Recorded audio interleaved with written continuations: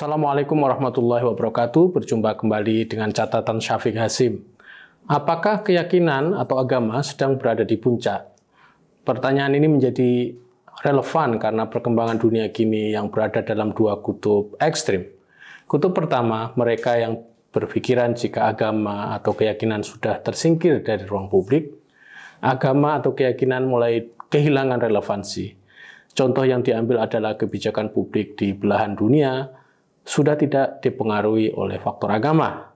Lihat apa yang terjadi di Eropa, keyakinan atau agama disingkirkan. Kutub kedua, mereka yang berpikir justru agama sekarang sedang berada atau menuju pada keterpengaruhan yang kuat di ruang publik. Di Indonesia sendiri sekarang agama atau keyakinan berpengaruh banyak di ruang publik kita. Kehidupan politik juga dipengaruhi oleh agama. Mana di antara dua kutub ekstrim di atas yang sesuai dengan perkembangan? Mari kita lihat sebuah negara adidaya, Amerika Serikat.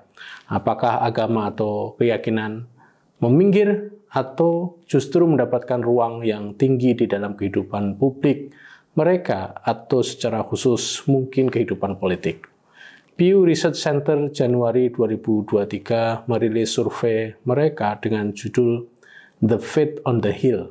Kita semua tahu bahwa Amerika adalah negara yang menerapkan sekularisme dalam sistem politik mereka. Agama dan negara benar-benar memiliki porsinya sendiri-sendiri. Bahkan, sistem sekularisme Amerika menjadi model bagi negara-negara lain untuk menirunya. Namun, apakah sistem sekularisme mereka membuat orang Amerika terlupa dengan keyakinan mereka? Ini ada fakta yang menarik terkait dengan agama bagi orang Amerika Serikat. Meskipun Amerika itu sekuler, namun orang-orang Amerika ternyata memiliki afiliasi pada keyakinan atau kepada agama yang relatif cukup tinggi. Rilis Pew Research Center ini mengemukakan gejala baru pada para politisi Amerika yang duduk di Kongres, di mana presentasi anggota Kongres yang berafiliasi dengan agama dikatakan sedang berada pada posisi yang puncak. Anggota Kongres ke-118 dikatakan oleh Pew Research Center bahwa 118 US Congress is more Protestant than the general population. Anggota Kongres ke-118 itu lebih Protestan dibandingkan keprotestanan penduduk pada umumnya. Mengapa demikian? Pada anggota Kongres ke-118 ini dikatakan jika mereka yang berafiliasi ke Kristen sebanyak 469, persentasinya adalah 87,1%. Di dalam kelompok Protestan, kelompok mana yang paling dominan di Kongres? Pew Research Center menyatakan jika dari berbagai denominasi seperti Metodis, Baptis, Lutheran, dan sebagainya, maka yang terbanyak Protestan itu sendiri mencapai 56,7% atau 303 anggota, lalu disusul Baptis 12,15% atau 67 anggota, kemudian Metodis 5,8% atau 31 anggota, dan kemudian yang lain-lainnya seperti Anglican 4,1%, Presbyterian 4,7%. Bagaimana Katolik? Anggota Kongres yang berlatar belakang Katolik mencapai 148 orang, yakni 27,7%, lalu Mormon 9 orang atau 1,7%, dan Kristen Ortodok 8 orang atau 1,5%. Bagaimana anggota Kongres yang berlatar belakang Yahudi? Hal ini penting karena konon apa yang disebut dengan lobby Yahudi atau Jewish lobby begitu kuatnya dalam mempengaruhi pengambilan kebijakan publik di Amerika Serikat. Menurut survei anggota Kongres Yahudi memang cukup banyak, mereka berjumlah 33 orang atau sekitar 6,2%. Bandingkan dengan anggota Kongres dari kalangan umat Islam yang berjumlah 3 orang atau 0,6%, lalu Hindu dan Buddha masing-masing 2 anggota atau 0,4%. Namun apa yang ingin kita katakan sebagai keyakinan sedang berada di puncak dalam survei ini adalah memang kecenderungan dari masa ke masa di kalangan anggota Kongres atas afiliasi pada keyakinan mereka memang tinggi. Bahkan pada Kongres 117, jumlah juga sangat tinggi. tetap Kristen yang mendominasi, yaitu 88,1%, di mana Protestan 54,4% dan Katolik 9,8%.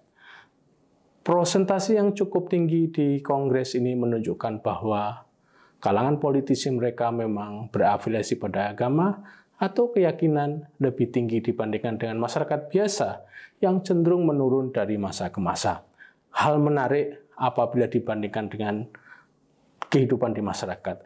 Bagian Kristen atau share of Christianity ternyata mengalami kemerosotan sejak 2007 dari 78% sampai ke 63% sekarang ini.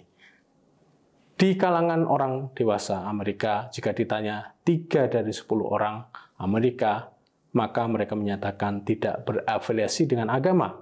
Mereka menggambarkan diri mereka sebagai orang yang ateis dan agnostik, atau sama sekali tidak menyebutkan apa-apa. Dari apa yang terjadi di Amerika, terlihat kecenderungan bahwa justru elit politik mereka memiliki tingkatan afiliasi ke agama yang terus menanjak dan stabil, dan rakyat mereka yang menurun. Gejala apakah hal seperti ini? Apakah di kalangan elit politik atau Kongres menganggap bahwa afiliasi agama sebagai hal yang harus mereka pertahankan untuk kepentingan politik elektoral mereka? Bagaimana dengan kita? Saya belum menemukan atau membaca survei yang mirip dengan survei Pew Research Center di Amerika.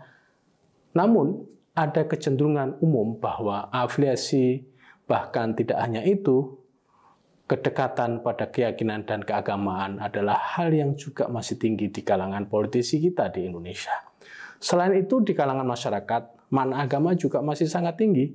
Dikatakan oleh banyak kalangan bahwa ateisme di Indonesia semakin naik, namun belum ada data di dalam survei yang menunjukkan akan hal itu. Justru apa yang terjadi adalah gejala mengagamakan semua hal di kalangan masyarakat.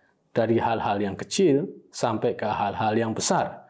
Dari urusan privat, misalnya gaya hidup, hubungan keluarga, sampai hal yang publik, pemerintahan dan hukum. Semua tidak lepas dari objek pensyariatisasian. Apapun yang menjadi kecenderungan umum di kalangan masyarakat biasa dan elit politik, kita tentang afiliasi keagamaan, maka itulah hal yang harus kita sikapi dengan bijak. Saya melihat bahwa fenomena di Amerika dan juga di Indonesia soal afiliasi pada agama di kalangan politisi yang makin naik, jika itu tidak bisa dihindarkan, maka hal yang penting adalah produksi kebijakan mereka untuk masyarakat yang tidak boleh memihak pada salah satu kelompok keagamaan tertentu.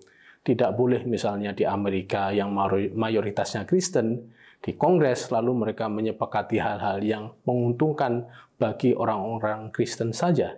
Demikian juga di Indonesia tidak boleh misalnya karena mayoritas anggota parlemen kita adalah Muslim, maka kebijakan yang mereka keluarkan hanya mempertimbangkan kepentingan Muslim saja.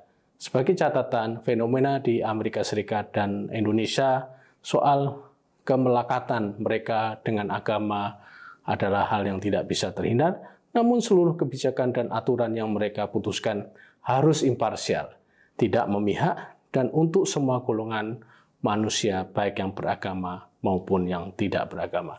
Demikian, wassalamualaikum warahmatullahi wabarakatuh.